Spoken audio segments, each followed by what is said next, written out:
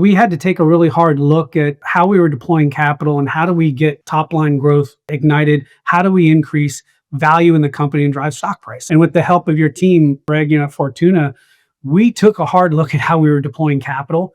It became super clear, like very, very quickly, that when we invest in R&D, we generate a return on invested capital of 25, 30, 35%, which is way above investor expectations, which was around 10% at the time.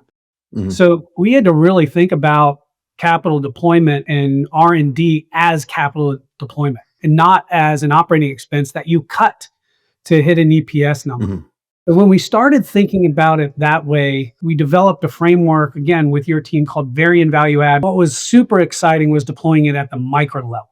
And at the micro level, we looked at existing investments, we looked at new investments, and that really opened up this kind of avalanche of ideation from our program management, product development groups. And when we brought all those ideas together into our strategic planning framework, we were able to use this VVA methodology to make very quick decisions because it was crystal clear that if we made these investments, we would generate long-term value for the company.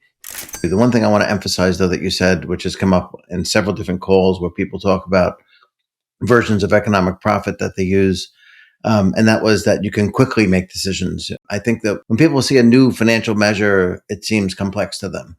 Once people understand it and you have a single measure that captures growth, margin, and the use of capital in one measure, it either goes up or it goes down. The trade-off is much easier than when you've got 6 different measures that capture different parts of the scorecard.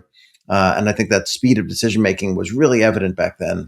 The company was looking to expand into different markets, and we made a greater than $1 billion bid on a company in Australia. We used the VVA model, the Varian Value Add model, to determine that the price point that we were willing to pay generated value for our investors over time. About 3 days before the final vote on the other company's side, another company came in and offered 25% premium to our price.